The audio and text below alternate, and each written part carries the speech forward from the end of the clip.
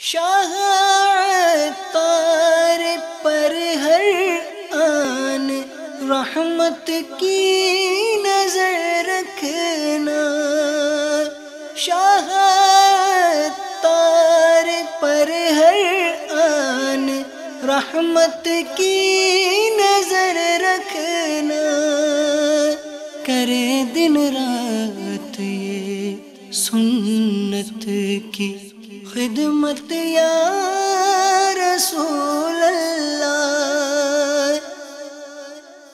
الحمدللہ رب العالمین والصلاة والسلام علی سید المرسلین، اما بعد فاعوذ باللہ من الشیطان الرجیم، بسم اللہ الرحمن الرحیم۔ الصلاة والسلام علیک یا رسول اللہ وعلى آلك وصحابك يا حبيب الله، الصلاة والسلام عليك يا نبي الله وعلى آلك وصحابك يا نور الله۔ اللہ کے محبوب دانہ غیوب منزہ عن العیوب صلی اللہ تعالیٰ علیہ وآلہ وسلم کا فرمان حقیقت نشان ہے، تمہارے دنوں میں سب سے افضل دن جمعہ ہے، اسی دن حضرت سیدنا آدم پیدا ہوئے، اسی میں ان کی روح مبارکہ قبض کی گئی، اسی دن سور پھونکا جائے گا اور اسی دن ہلاکت طاری ہوگی، لہذا اس دن مجھ پر درود پاک کی کثرت کیا کرو کیونکہ تمہارا درود پاک مجھ تک پہنچایا جاتا ہے۔ صحابہ کرام علیہم رضوان نے عرض کی، یا رسول اللہ صلی اللہ تعالیٰ علیہ وآلہ وسلم، آپ کے وصال کے بعد درود پاک آپ تک کیسے پہنچایا جائے گا؟ ارشاد فرمایا، اللہ عز و جل نے انبیاء کرام علیہم السلام کے اجسام یعنی جسموں کو کھانا زمین پر حرام فرمایا ہے۔ صلو علی الحبیب صلی اللہ تعالی علی محمد۔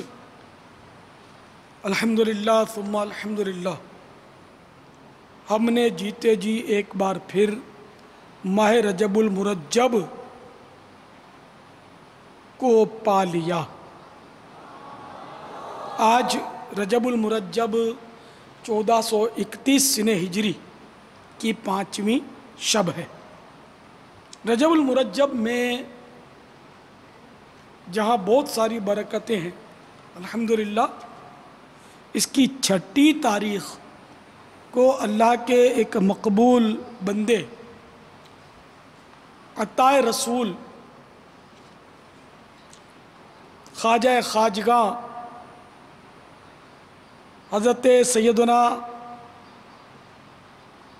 خواجہ غریب نواز معین الدین حسن سنجری علیہ رحمت اللہ القوی کا عرس بھی منایا جاتا ہے 6 رجب المرجب کو اجمیر شریف میں۔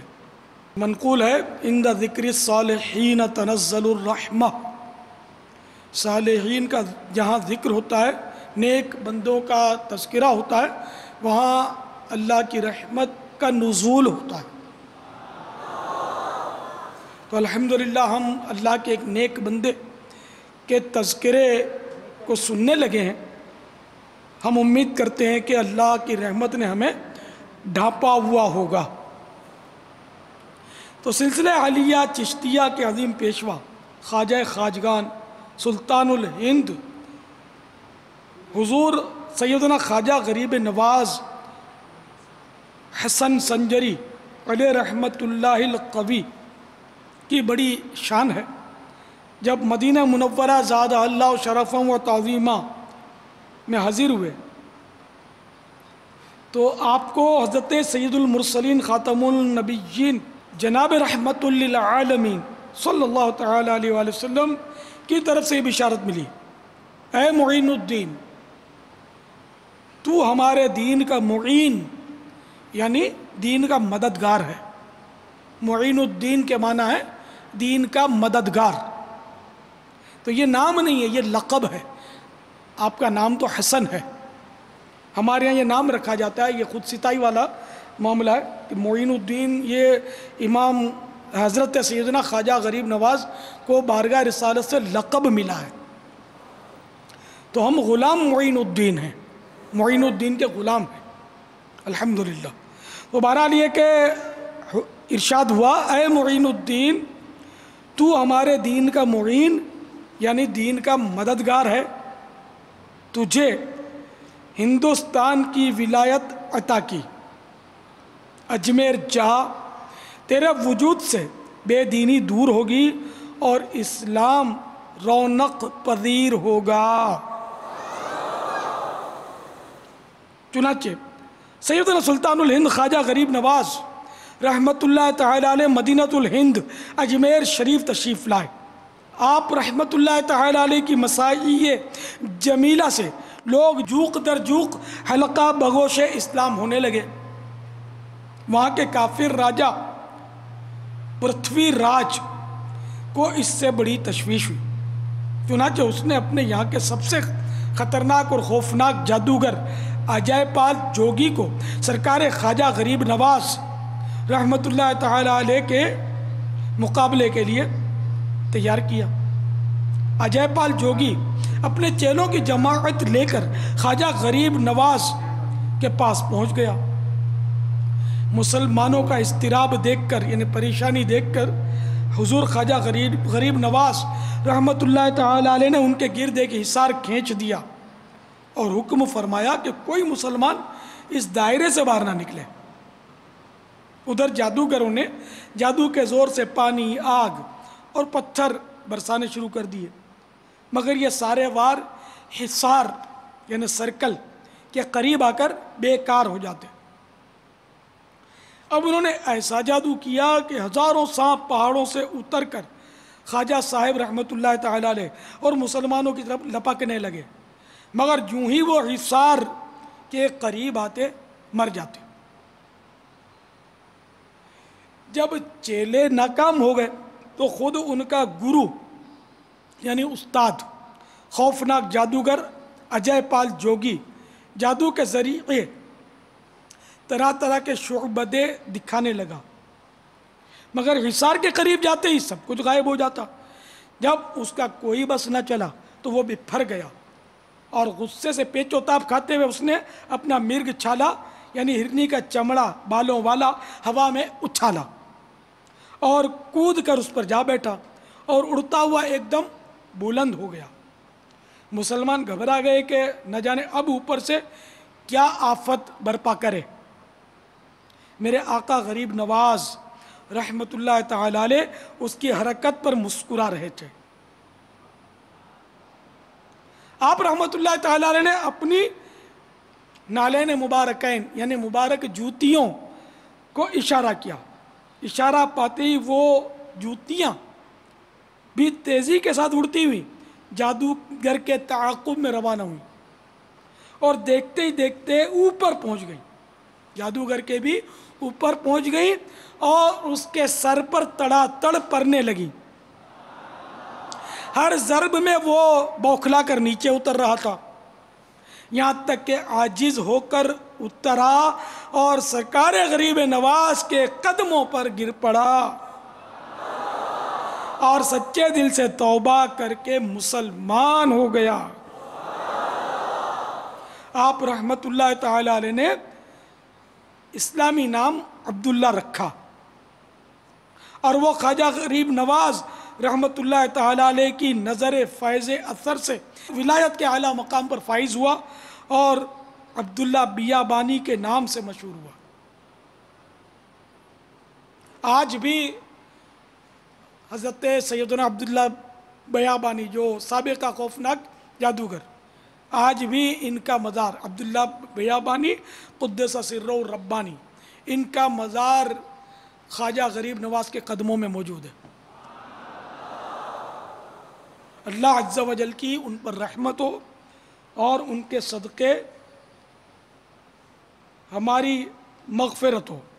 صلو علی الحبیب صلی اللہ تعالی علی محمد۔ سیدنا خواجہ غریب نواز رحمۃ اللہ تعالی علیہ جب مدینۃ الہند اجمیر شریف تشریف لائے تو اولاً ایک پیپل کے درخت کے نیچے تشریف فرما ہوئے. یہ جگہ وہاں کے کافر راجہ پرتھوی راج چوہان کے اونٹوں کے لیے مخصوص تھی.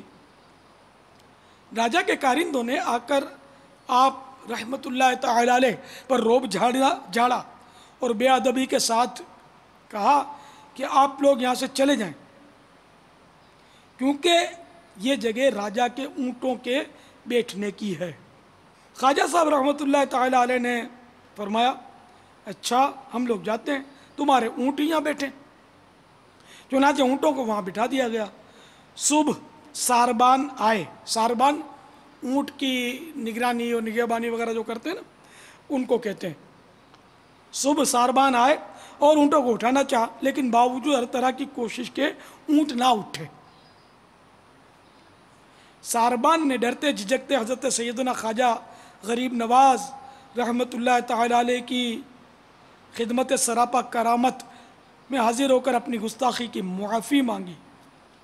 ہند کے بے تاج بادشاہ حضرت سیدنا خواجہ غریب نواز رحمۃ اللہ تعالی علیہ نے فرمایا جاؤ, خدا کے حکم سے تمہارے اونٹ کھڑے ہو گئے. جب ساربان واپس ہوئے تو واقعی سب اونٹ کھڑے ہو چکے تھے. اللہ عز و جل کی ان پر رحمت ہو اور ان کے صدقے ہماری مغفرت ہو. خواجہ ہند وہ دربار ہے اعلیٰ تیرا, خواجہ ہند وہ دربار ہے اعلیٰ تیرا, کبھی محروم نہیں مانگنے والا تیرا, کبھی محروم نہیں مانگنے والا تیرا. صلو علی الحبیب. حضور خواجہ غریب نواز رحمۃ اللہ تعالی علیہ کے چند مریدین ایک بار اجمیر شریف کے مشہور تالاب اناس ساگر پر غسل کرنے گئے. کافروں نے دیکھ کر شور مچا دیا کہ یہ مسلمان ہمارے تالاب کو ناپاک کر رہے ہیں. انہیں مسلمانوں کے لوگ ملچ کہتے تھے, ناپاک, معاذ اللہ, نجس. تو یہ ہمارے تالاب کو ناپاک کر رہے ہیں, اپوتر کر رہے ہیں. چنانچہ وہ حضرات لوٹ گئے اور جا کر سارا ماجرا خواجہ غریب نواز رحمۃ اللہ تعالی علیہ کی خدمت میں عرض کیا. تو سرکار غریب نواز رحمۃ اللہ تعالی علیہ نے ایک چھاگل, انہیں پانی رکھنے کا مٹی کا برتن, جیسے یہ جگ رکھا ہوا ہے, یہ جگ انگلش لفظ ہے, اس کو چھاگل بھی بولتے ہیں. تو غریب نواز رحمۃ اللہ تعالی علیہ نے ایک چھاگل دے کر خادم کو حکم دیا کہ اس کو تالاب سے بھر کر لے آؤ. خادم نے جا کر جو ہی چھاگل کو پانی میں ڈالا, سارے کا سارا تالاب اس چھاگل میں آ گیا. لوگ پانی نہ ملنے پر بے قرار ہوئے اور آپ رحمۃ اللہ تعالی علیہ کی خدمت سراپا کرامت میں حاضر ہو کر فریاد کرنے لگے. چنانچہ آپ رحمۃ اللہ تعالی علیہ نے خادم کو حکم دیا کہ جاؤ اور چھاگل کا پانی واپس تالاب میں انڈیل دو. خادم نے حکم کی تعمیل کی اور انا ساگر پھر پانی سے لبریز ہو گیا. ہے تیری ذات عجب بحر حقیقت پیارے, ہے تیری ذات عجب بحر حقیقت پیارے, کسی تیراک نے پایا نہ کنارہ تیرا, کسی تیراک نے پایا نہ کنارہ تیرا. خواجہ ہند وہ دربار ہے اعلیٰ تیرا۔ تو ہمارے خواجہ غریب نواز رحمۃ اللہ علیہ معلوم ہوا کہ سراپا کرامت تھے، اور اللہ تعالیٰ جس سے دین کا کام لینا چاہتا ہے، اللہ تعالیٰ محتاج نہیں ہے کسی کا، مگر جب دین کا کام لینا چاہتا ہے، مسلمانوں کا پیشوا بنانا چاہتا ہے، اور اس کی تو بس اس کو اپنی خصوصی نوازشات سے بہرہ مند کرتا ہے، اور ولایت کا تاج اس کے سر پر رکھ کر باکرامت بنا دیتا ہے۔ یہ اسی کی عطا ہے، اس کی عنایت ہے کہ ولایت جو ہے وہ کسبی نہیں ہوتی کہ بھائی اتنا پڑھ لو، فلاں ورد وظیفہ کر لو تو ولی بن جاؤ گے، ایسا نہیں ہے۔ یہ اللہ تعالیٰ کی عنایت سے ملتی ہے، عطائی ہوتی ہے۔ حضرت سیدنا خواجہ غریب نواز رحمۃ اللہ تعالیٰ علیہ کی شان تو دیکھیے، اپنے ایک مرید کے جنازے میں تشریف لے گئے، نماز جنازہ پڑھا کر اپنے دست مبارک سے اسے قبر میں اتارا۔ حضرت سیدنا بختیار کاکی علیہ رحمۃ اللہ الکافی فرماتے ہیں، تدفین کے بعد تقریباً لوگ چلے گئے،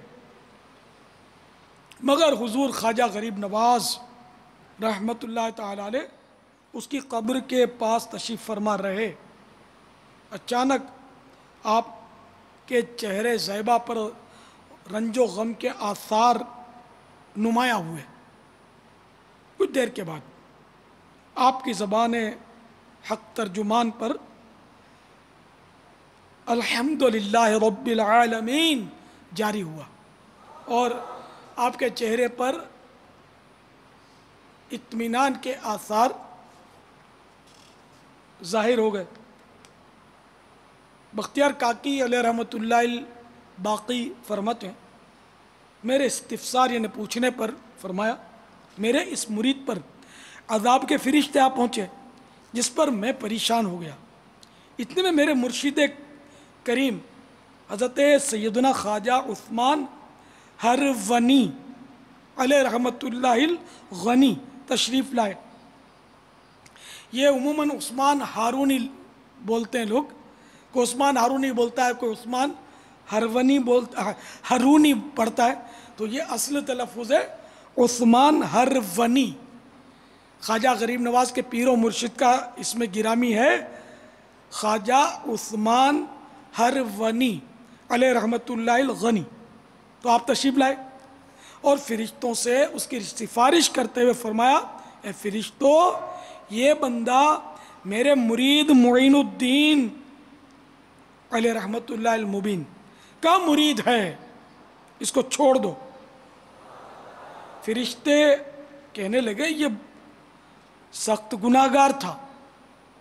ابھی یہ گفتگو ہو ہی رہی تھی کہ غیب سے آواز آئی، اے فرشتوں، ہم نے عثمان ہرونی کے صدقے معین الدین چشتی کے مرید کو بخش دیا۔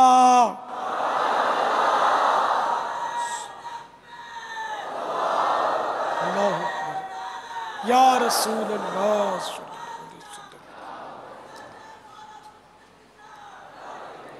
خواجہ ہند وہ دربار ہے اعلیٰ تیرا، کبھی محروم نہیں مانگنے والا تیرا۔ تو میٹھے میٹھے سائیں بھائیوں، شکایت سے درس ملا کہ کسی پیر کامل کا مرید بن جانا یہ بڑا مفید ہوتا ہے، کہ اس پر رقم کچھ بھی خرچ نہیں ہوتی، اور فوائد اس کے دنیا اور آخرت میں بے شمار، اور اس کی برکت سے عذاب قبر دور ہونے کی بھی امید ہو جاتی ہے۔ صلو علی الحبیب صلی اللہ تعالی علی محمد۔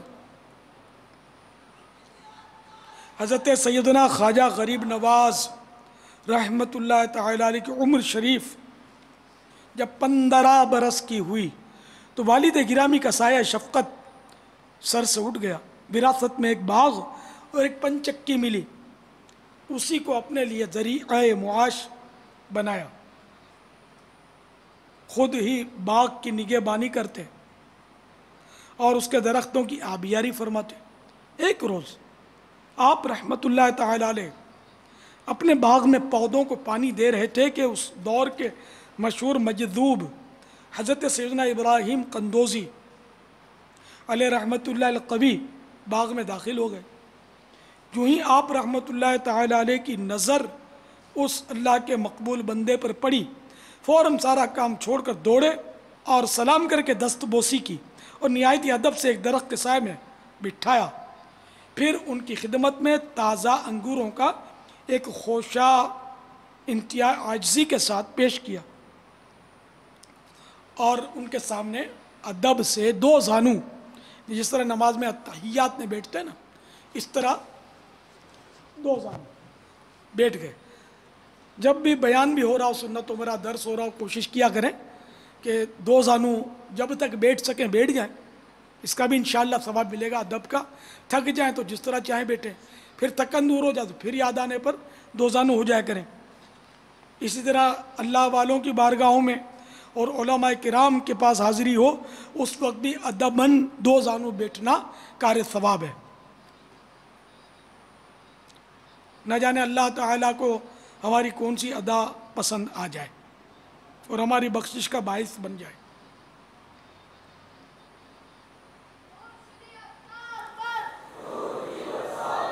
اللہ عز و جل کے ولی کو اس نوجوان باغبان کا انداز بھا گیا کہ دیکھو کتنا باادب ہے کہ 2 زانو بیٹھا ہوا ہے اور اس طرح احترام کیا، تو یہ انداز بھا گیا۔ خوش ہو کر بغل سے ایک کھلی کا ٹکڑا نکالا اور چبا کر خواجہ صاحب رحمت اللہ تعالی علیہ کے منہ میں ڈال دیا۔ کھلی کا ٹکڑا جوں ہی حلق سے نیچے اترا، خواجہ صاحب کے دل کی دنیا ایک دم بدل گئی۔ آپ کے قلب میں مدنی انقلاب پیدا ہو گیا اور دل دنیا سے اچاٹ ہو گیا۔ آپ رحمت اللہ تعالی علیہ نے اپنا باغ، پن چکی اور ساز و سامان بیچ ڈالا، ساری قیمت فقراء و مساکین میں تقسیم کر دی اور حصول علم دین کی خاطر راہ خدا کے مسافر بن گئے۔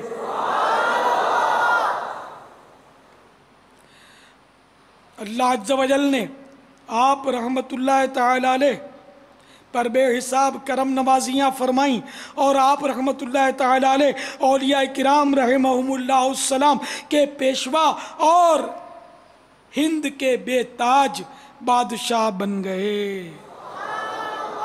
دیکھو نا، بڑے بڑے بادشاہ ہوئے، آئے اور چلے گئے، لیکن اس بے تاج بادشاہ کو دیکھو کہ صدیاں بیت گئیں، دنیا سے رخصت ہوئے، آج بھی اپنے مزار پر لاکھوں جمع کیے ہوئے ہیں۔ کوئی زندہ بھی لاکھوں جمع کر کے دکھائے، کوئی بادشاہ کوئی وزیر لاکھوں جمع نہیں کر سکتا، جیتے جی بھی کر لے تو اس کو بڑے پاپڑ بیلنے پڑے، آسان نہیں ہے۔ یہ کس طرح جمع کرتے ہیں یہ مجھے اس کا کچھ تجربہ ہے، لیکن غریب نواز رحمت اللہ تعالی علیہ نے تو دلوں پر سلطنت ان کی قائم ہے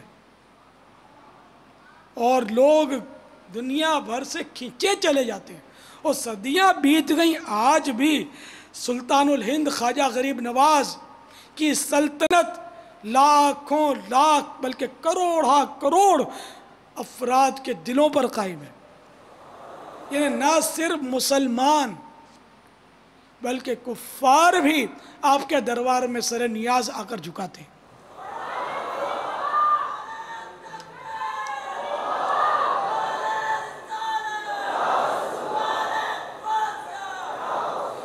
یعنی ہم اپنوں کو تو اگر جمع کر بھی لیں زور لگا کر، لیکن یہ غریب نواز کی سلطنت کیسی ہے، یہ غیروں کو بھی اپنے قدموں میں جھکا رہے ہیں، اور کیسی آپ کی مطلب شان ہے۔ ایک بار آپ اپنے مریدین کے ساتھ کہیں سفر پر تھے، راستے میں وہ ڈاکوؤں نے ہلہ بول دیا، سارا مال وہ چھین لیا، مسلمان گھبرا گئے. غریب نواز رحمۃ اللہ علیہ نے ایک نظر جلال ڈاکوؤں پر ڈالی، ان پر تھر تھری طاری ہو گئی، گھبرا گئے اور ایک دم آپ کے قدموں میں گر گئے. میرے آقا غریب نواز رحمۃ اللہ علیہ نے مدنی پھول برسانے شروع کر دیے. یعنی آپ نے ان کو مدنی پھول ارشاد فرمانے شروع کیے. مزید ان کے دلوں پر اثر ہوا، یہاں تک کہ سارے کے سارے ڈکیتیوں اور گناہوں سے تائب ہو گئے، توبہ کر لی. تو خفتگانے شب غفلت کو جگاتے تاغے یا خواجہ، خفتگانے شب غفلت کو جگا دے تاغے،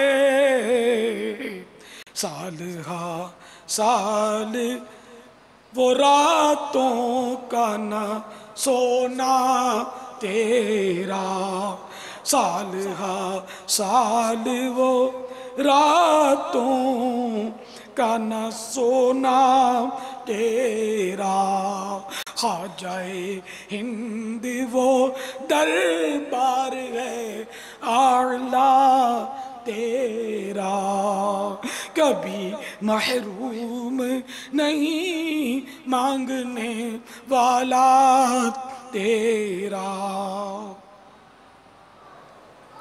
ایک روز حضرت سیدنا خواجہ غریب نواز رحمت اللہ تعالی علیہ، حضرت سیدنا شیخ اوحد الدین کرمانی قدسہ سرہ النورانی اور حضرت سیدنا شہاب الدین سہروردی علیہ رحمت اللہ القوی یہ جگہ تشریف فرماتے ہیں.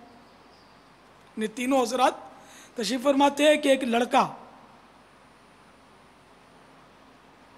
تیرو کمان لیے وہاں سے گزرا.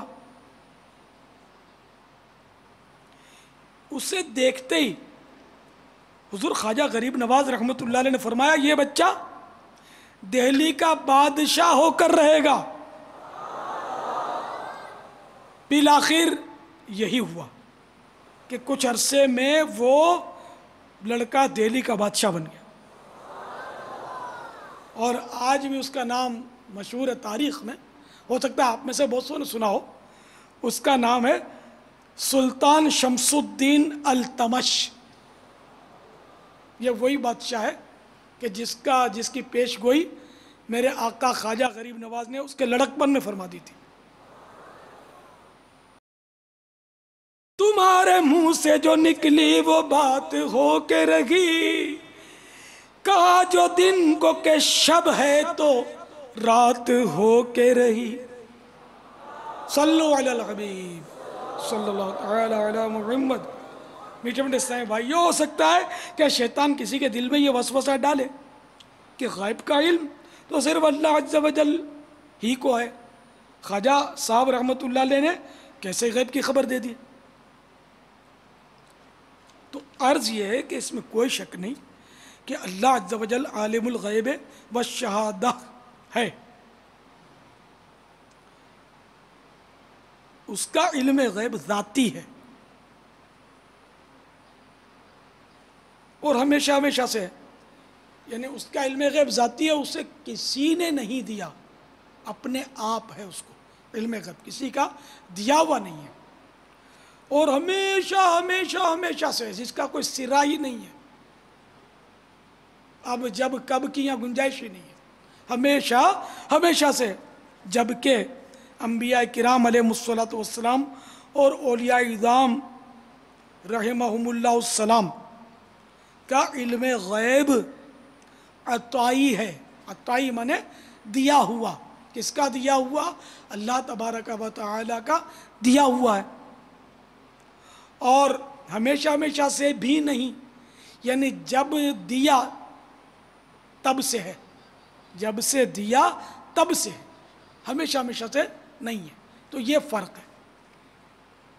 اللہ یہ قاعدہ یاد رکھ لو گے نا تو انشاءاللہ فائدہ ہوگا کہ اللہ تعالیٰ کو ہمیشہ ہمیشہ سے ہے اور اسے کسی نے بھی نہیں دیا.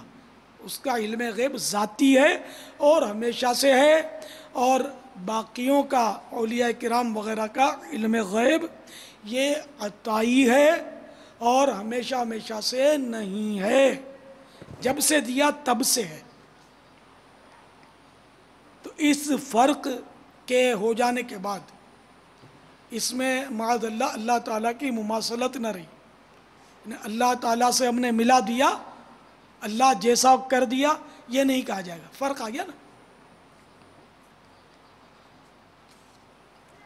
جیسے کہ اللہ تبارک و تعالیٰ کا ایک صفاتی نام ہے عالم، اللہ تعالیٰ عالم ہے، یہ میں سمجھتا ہوں سبھی سمجھتے ہیں اس بات کو کہ اللہ عالم ہے۔ ابھی میں نے کہا عالم الغیب والشہادہ، غیب اور ظاہر اور چھپی سب کو جانتا ہے، تو بہرحال اس کا ایک صفاتی نام ہے، اس کی صفت ہے عالم، اللہ عالم ہے۔ اور آج دنیا میں بھی علماء کتنے ہیں، ہے نا؟ بھائی آپ کی مسجد کا امام آپ کہیں گے بہت اچھا عالم ہے، تو یہ تو کفر ہو گیا، شرک ہو گیا صاحب، کہ عالم تو اللہ ہے، اللہ کے سوا کوئی عالم ہے ہی نہیں، تو یہ منطق نہیں چلے گی نا۔ آپ بولو کہ بھائی اللہ عالم ہے تو وہ ذاتی عالم ہے، اپنے آپ سے عالم ہے، اس کو کسی نے علم سکھایا نہیں، اس کو کسی نے علم پڑھایا نہیں۔ ایک تو یہ کہ وہ ذاتی طور پر عالم ہے، اور دوسرا فرق یہ کہ وہ ہمیشہ ہمیشہ سے عالم ہے، کوئی سرا ہی نہیں اس کا کہ کب سے، جب سے، تب سے، اب سے، یہ کچھ بھی نہیں، ہمیشہ سے وہ عالم ہے۔ اور ہمارا جو عالم ہے مسجد کے خطیب صاحب جو عالم ہے نا، اچھے عالم ہیں، اچھا خطاب فرماتے ہیں، بڑے اچھے عالم ہیں، تو وہ تو کل تک تو بیچارے مطلب یعنی کہ ماڈرن تھے،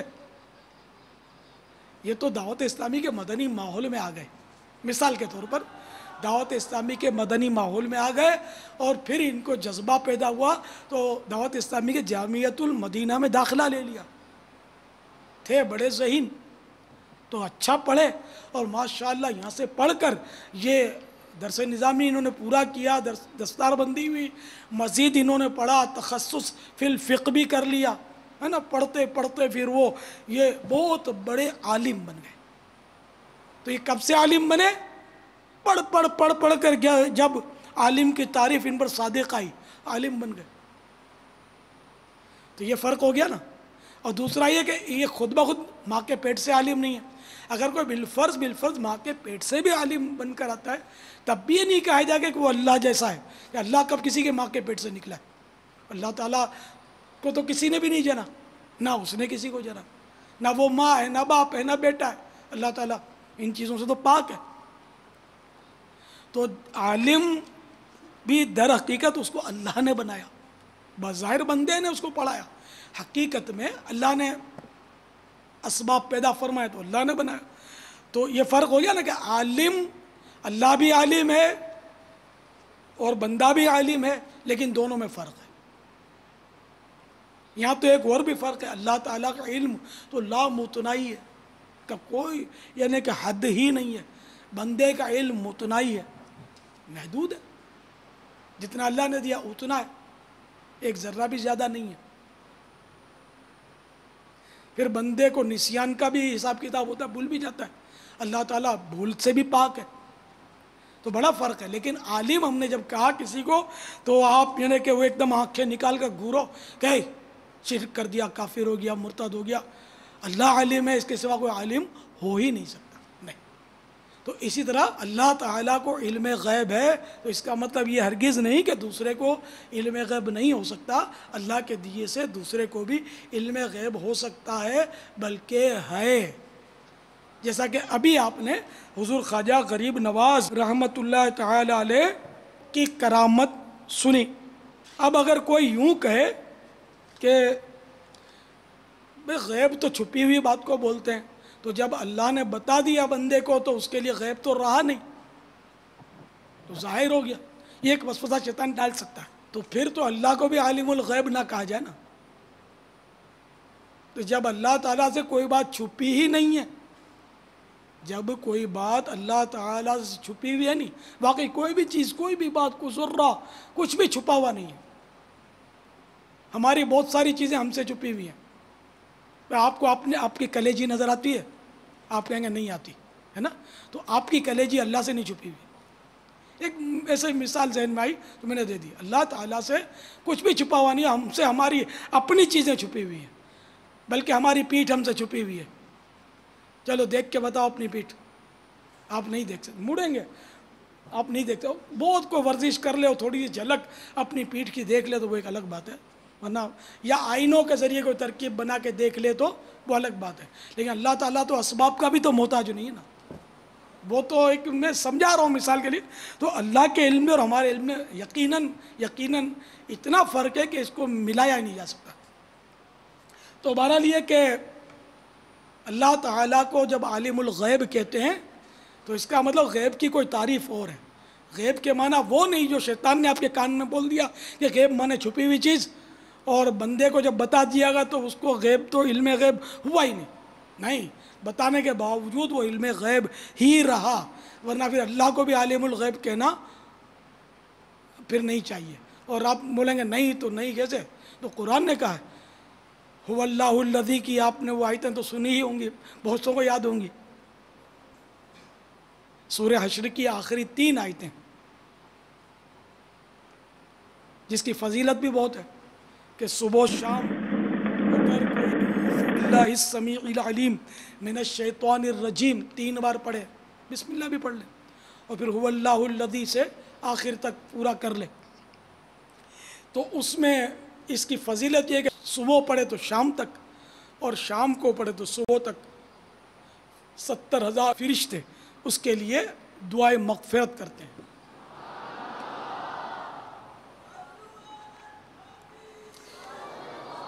تو اسی میں عالم الغیب والشہادہ بھی ہے.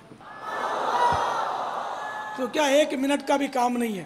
اگر آپ عادت بنا لیں گے ہر صبح و شام پڑھنے کی تو انشاءاللہ فائدہ ہے. بلکہ شاید ایک فضیلت یہ بھی ہے کہ جس بار انہوں نے پڑھی نا، جیسے آپ نے شام کو پڑھ لی تو صبح تک 70,000 فرشتے دعائے مغفرت کریں گے. اگر اس دوران یہ پڑھنے والا فوت ہو گیا تو شہید ہے. تو اتنی آسانی سے شہادت کا بھی انشاءاللہ ثواب ملے گا. تو اس کو سب پڑھیں. یاد نہیں ہے تو قرآن پاک میں پڑھ لیں. سورہ حشر 28ویں پارے میں ہے اور اس کی یہ آخری آیتیں ہیں. اور یہ شجرہ قادریہ میں بھی یہ ورد غالباً موجود ہے، اور اپنے مدنی پنسورہ میں بھی ہے. مدنی پنسورہ میں تو یہ پوری آیتیں لکھی ہوئی بھی ہیں. تو اس کو پڑھ لیجئے، عادت بنا لیجئے کوشش کر کے. تو انشاءاللہ 70,000 فرشتے دعائے مغفرت کریں گے، اور اس دوران فوتگی پر شہادت کی بھی بشارت ہے. صبح و شام کی تعریف بھی نوٹ کر لیجئے.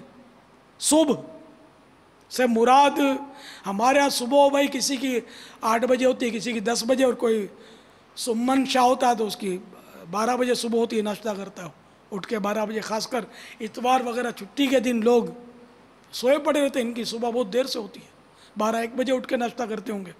تو صبح یہ نہیں ہے کہ جس کو ہم صبح کہیں، عرفاً تو اس کو صبح کہتے ہیں، لیکن صبح کی تعریف یہ اوراد و وظائف کے لحاظ سے نوٹ کر لیجئے کہ آدھی رات ڈھلے سے، غروب آفتاب سے، ان معنوں کا رات شروع ہو جاتی ہے. ویسے رات عشاء کی نماز کا وقت یہ نہیں ہے غروب آفتاب، لیکن جہاں رات آدھی کا حساب لگا نا تو غروب آفتاب سے لے کر طلوع آفتاب تک یہ سارا پیریڈ جو ہے، اس کے بیچوں بیچ آپ 2 حصے کر لیں. اب اس کے بعد جو وقت ہے نا وہ آدھی رات کہلائے گی. مثال کے طور پر غروب آفتاب سے لے کر طلوع آفتاب تک سپوز کریں کہ 8 گھنٹے کی رات ہے. اب غروب آفتاب ہے 7 بجے آج کل، کم و بیش بھائی 7 بج کے تقریباً ڈبل 12 منٹ. تو چلیے چلو ڈبل 12 منٹ، 7 بج کر ڈبل 12 منٹ، اور 8 گھنٹے کی رات میں نے مثال دی ہے آپ کو. واقعی 8 گھنٹے کی یہ نہیں کہہ رہا، بدلتی رہتی ہے. تو اب 4 گھنٹے آدھا ہوا نا، 8 گھنٹے کی رات ہے تو آدھا حصہ 4 گھنٹے. تو 7 میں 4 ملا لیں 7 ڈبل 12 پر تو ہو گئے 11:12 پر ہو گئی رات آدھی. اب آدھی رات کو ڈھلنا ہے تو مثال کے طور پر 11:25 پر آدھی رات ڈھل چکی. تو گویا 11:25 پر آپ یہ پڑھیں گے تو یہ صبح کو پڑھنا کہلائے گا. لیکن یہ حساب میں نہیں، یہ وہ مثال دی آپ کو، وہ تو آپ کو نظام الاوقات دیکھنا پڑے گا، بدلتا رہتا ہے. کبھی 12 بجے، کبھی 11:45 بجے، کبھی 12:30 بجے آدھی رات ڈھلے گی. پھر دنیا کے پتہ نہیں کہاں کہاں اس مدنی چینل ہے، کہیں رات چھوٹی ہوتی ہے، کہیں بڑی ہوتی ہے. تو اس طرح اس حساب سے وہاں آدھی رات کا ان کو حساب نکالنا ہوگا. اسی طرح شام کا وقت بھی ہم لوگ شام کب کہتے ہیں؟ ہماری شام تو مغرب کے بعد بھی شام ہی ہوتی ہے ہماری. لیکن یہ شام جو ہے نا جس میں آپ کو ورد و وظیفہ پڑھنا ہے، تو یہاں شام کی ڈیفینیشن یہ ہے کہ دوپہر ڈھلے سے غروب آفتاب تک شام ہے. دوپہر کب ڈھلتا ہے؟ جب زوال ہوتا ہے. زوال آفتاب آپ نے سنا ہوگا. تو یہ زوال کو ڈھلنا ہی کہتے ہیں، زوال مانے ڈھلنا. تو ظہر کا وقت شروع ہو جاتا ہے، جب سورج ڈھلتا ہے تو ظہر کا وقت شروع ہو جاتا ہے. زوال آفتاب پر ظہر کی نماز کا وقت شروع ہوتا ہے. تو ظہر کی نماز کا وقت شروع ہوتے ہی ورد و وظیفہ پڑھنے والے کی شام ہو گئی. تو ظہر کا وقت شروع ہونے سے سورج ڈوبنے سے پہلے جو ورد پڑھ لیا جائے وہ شام میں پڑھنا کہا جائے گا. یہ تعریف آپ کو مل جائے گی، مدنی پنصورہ میں مل جائے گی، یہ شجر قادریہ میں بھی مل جائے گی. اور یہ دراصل لی گئی ہے الوظیفۃ الکریمہ میں سے، جو حجت الاسلام شہزادہ اعلیٰ حضرت مولانا حامد رضا خان علیہ رحمۃ المنان نے سرکار اعلیٰ حضرت کے معمولات جس میں جمع کیے ہیں، الوظیفۃ الکریمہ. واللہ تعالی اعلم ورسولہ اعلم عز وجل وصلی اللہ تعالی علیہ وآلہ وسلم. تو بہرحال یہ کہ میٹھے میٹھے سائیں بھائیوں میں عرض کر رہا تھا کہ علم غیب چاہے وہ غیب وہ معلوم ہو جائے تب بھی غیب ہی رہے گا، کہ اس کی تعریف وہ نہیں جو ایک عام ذہن میں آتی ہے، غیب مانے چھپی ہوئی چیز. چنانچہ تفسیر بیضاوی مشہور تفسیر ہے، اس کی جلد اول صفحہ 116 پر علم غیب کی تعریف اس طرح لکھی ہوئی ہے: غیب سے مراد وہ چھپی ہوئی چیز ہے جس کو حواس نہ پا سکیں اور نہ بداہتاً یعنی بغیر غور و فکر کے اس کو عقل تسلیم کرے. حواس یہ 5 حواس ہیں نا، مشہور 5 حواس، حواس خمسہ جس کو بولتے ہیں، یعنی کہ قوت باصرہ دیکھنے کی قوت، قوت شامہ سونگھنے کی قوت کو قوت شامہ کہتے ہیں، قوت سامعہ سننے کی قوت، قوت لامسہ چھونے کی ٹچ کرنے کی قوت، قوت ذائقہ چکھنے کی قوت. تو ان 5 ذریعوں سے غیب جو ہے نا، ان 5 ذریعوں سے معلوم نہیں کیا جا سکتا. ان 5 ذریعوں میں سے کسی بھی ذریعے سے معلوم کیا گیا تو وہ غیب نہیں ہے. اب مثال کے طور پر آپ نے شہد کو چکھ لیا اور اب کہا کہ یہ میٹھا ہے، دیکھو اس کے اندر مٹھاس ہے، تو یہ غیب نہ رہا کہ آپ کو پتہ ہے کہ چکھا ہے، آپ نے کبھی بھی چکھا ہے تو پتہ ہے غیب شہد میٹھا ہوتا ہے، یہ معلومات ہے آپ کو. تو اب یہ خبر دینا یہ غیب نہیں کہلائے گا. اسی طرح بعض اوقات انڈرسٹوڈ ہوتا ہے، پتہ ہوتا ہے، بھلے نہیں دیکھا آپ نے لیکن پتہ ہوتا ہے. مثال کے طور پر وہ جنرل اسٹور پچھلی گلی میں جو آپ کو نظر نہیں آ رہا لیکن آپ کو یہ معلوم ہے کہ روزانہ 8 بجے کھل جاتا ہے. آپ نے اپنے بیٹے سے کہا کہ بیٹے جاؤ وہ جنرل اسٹور کھل گیا، وہاں سے وہ شہد کی شیشی لے آؤ. تو اب آپ نے تو یہ خبر دے دی، خبریہ جملہ کہہ دیا کہ جاؤ جنرل اسٹور کھل گیا، حالانکہ آپ نے دیکھا نہیں پچھلی گلی میں 9 بجے ابھی. تو یہ کیا آپ نے عقلی طور پر اپنی اٹکل سے کہا کہ کھل گیا ہے. تو اگرچہ وہ جا کر دیکھے تو واقعی کھل گیا ہے، تب بھی یہ علم غیب نہیں ہے. کہ علم غیب وہ ہوتا ہے جو بداہتاً معلوم نہ کیا جا سکے. تو اس کو غیب ہی کہیں گے. بہرحال یہ کہ جو حواس خمسہ کے بغیر جانا جائے، اور جس کو اللہ تعالیٰ نے مطلب قرآن پاک میں بھی جس کو عالم الغیب و شہادہ کہا گیا کہ اللہ تعالیٰ بھی غیب جانتا ہے، حالانکہ اس کے سامنے ہے وہ، لیکن پھر بھی وہ غیب کی تعریف ہے اس کی. اچھا، اب جیسے کہ دیکھو قرآن پاک میں پارہ 30 سورۃ التکویر آیت نمبر 12 میں ارشاد ہوتا ہے وَمَا هُوَ عَلَى الْغَيْبِ بِضَنِينٍ. میرے آقا نعمت امام اہل سنت عظیم البرکت عظیم المرتبت پروان شمع رسالت مجدد دین و ملت عالم شریعت پیر طریقت باعث خیر و برکت مولانا شاہ امام احمد رضا خان علیہ رحمت الحنان اپنے شعراء آفاق ترجمہ قرآن کنز الایمان میں اس کا ترجمہ کچھ یوں کرتے ہیں، اور یہ نبی غیب بتانے میں بخیل نہیں. اس آیت کریمہ کے تحت تفسیر خازن میں مراد یہ ہے کہ مدینہ کے تاجدار صلی اللہ تعالیٰ علیہ وسلم کے پاس علم غیب آتا ہے تو تم پر اس میں بخل نہیں فرماتے بلکہ تم کو بتاتے ہیں. تفسیر خازن جلد 4 صفحہ 357. تو اس آیت سے یہ معلوم ہوا کہ بتا دینے کے باوجود وہ غیب ہی رہا، جیسے کہ قرآن کی آیت میں بھی اس کو غیب ہی کہا گیا اور مفسر نے بھی اس کو غیب ہی بتایا. اور یہ بھی پتہ چلا کہ میرے آقا صلی اللہ تعالیٰ علیہ وآلہ وسلم کو علم غیب ہے. بس جس کو ہوگا وہی بتائے گا نا، نہیں ہوگا تو کیسے بتائے گا؟ اور یہ تو قرآن اعلان کر رہا، اب تو فیصلہ تو قرآن نے کرنا ہے نا، میں نے اور آپ نے تو نہیں کرنا نا. اب قیاس کے گھوڑے دوڑاؤ گے تو وہ تو آپ کو نالے میں گرا دے گا، گٹر کے اندر پھینک دے گا جا کر. اللہ نے جب علم غیب دیا ہے اور اللہ تعالیٰ یہ اعلان فرما رہا ہے وما ہوا علی الغیب بضنین، یہ نبی غیب بتانے میں بخیل نہیں. تو بخیل کون نہیں ہوتا؟ جس کے بعد ہوتا ہے، جس کے بعد ہوتا ہے اور وہ دیتا ہے تو اب وہ بخیل نہیں ہے. تو جب دیا ہے جبھی تو وہ دیتے ہیں نا. تو اللہ نے علم غیب دیا ہے، تو میرے آقا صلی اللہ تعالیٰ علیہ وآلہ وسلم کو اللہ نے علم غیب دیا ہے. اب جب اللہ نے دیا ہے تو میرے اور آپ میں کب جرت ہے کہ ہم کہیں کہ علم غیب نہیں ہے؟ معاذ اللہ ثم معاذ اللہ، توبہ توبہ استغفر اللہ. اللہ تعالیٰ اس سے پہلے ہمیں ایمان و عافیت کے ساتھ مدینے میں شہادت کی موت نصیب کر دے کہ ہماری زبان تو زبان، ہمارے دل میں بھی یہ وہم گزرے کہ نبی کو علم غیب نہیں ہوتا. اس سے پہلے اللہ ہمیں ایمان و عافیت کے ساتھ مدینے میں شہادت نصیب کر دے. میرے آقا اعلیٰ حضرت کا ایمان کتنا مضبوط ہے اور کتنا پیارا عقیدہ ہے. سبحان اللہ، کیا پیاری بات ارشاد فرمائی.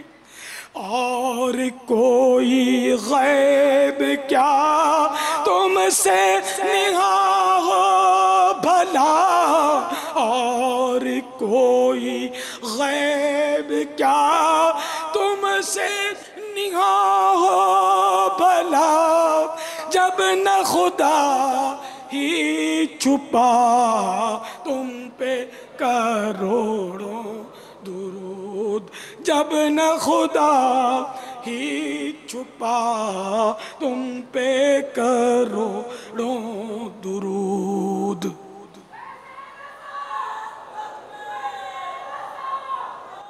فیضان علم غیب مصطفیٰ، فیضان علم غیب خواجہ، فیضان علم غیب غوث الورا، فیضان علم غیب انبیاء، فیضان علم غیب اولیاء. اور کوئی غیب کیا تم سے نہاں بھلا، اور کوئی غیب کیا تم سے نہاں بھلا، جب نہ خدا ہی چھپا تم پہ کروڑوں درود. بلکہ اولیاء کرام کی شان سنو. حضرت شیخ عبدالحق محدث دہلوی علیہ رحمۃ اللہ القوی یہ خاتم المحدثین کہلاتے ہیں اور محقق علی الاطلاق بھی ان کو بولتے ہیں. بہت بڑے پائے کے عالم ہیں، پرانے عالم ہیں، صدیوں پرانے. دہلی میں آپ کا مزار فائز الانوار ہے.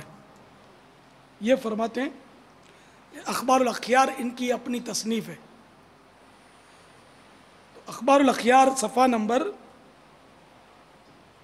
15 میں حضور غوث الاعظم شیخ عبد القادر جیلانی حنبلی علیہ رحمۃ اللہ الولی کا یہ ارشاد معظم نقل کرتے ہیں، اگر شریعت نے میرے منہ میں لگام نہ ڈالی ہوتی تو میں تمہیں بتا دیکھتا کہ تم نے گھر میں کیا کھایا ہے اور کیا رکھا ہے. میں تمہارے ظاہر و باطن کو جانتا ہوں کیونکہ تم میری نظر میں آر پار نظر آنے والی بوتل کی طرح ہو. اب یہ غوث پاک فرما رہے ہیں. اور مولا روم علیہ رحمۃ اللہ القیوم جن کی مثنوی بہت مشہور ہے، حضرت عارف باللہ مولانا رومی رحمۃ اللہ تعالیٰ علیہ، مثنوی شریف بہت مشہور ہے، بھی صدیوں پرانے بزرگ ہیں. یہ فرماتے ہیں لوح محفوظ است پیش اولیاء، از چه محفوظ است محفوظ از خطا. یعنی لوح محفوظ اولیاء اللہ رحمہم اللہ کے پیش نظر ہوتا ہے جو کہ ہر خطا سے محفوظ ہوتا ہے. صلو علی الحبیب صلی اللہ تعالی علی محمد. شاہ عطار پر ہر آن رحمت کی نظر رکھنا، شاہ عطار پر ہر آن رحمت کی نظر رکھنا، کرے دن رات یہ سنت کی خدمت یا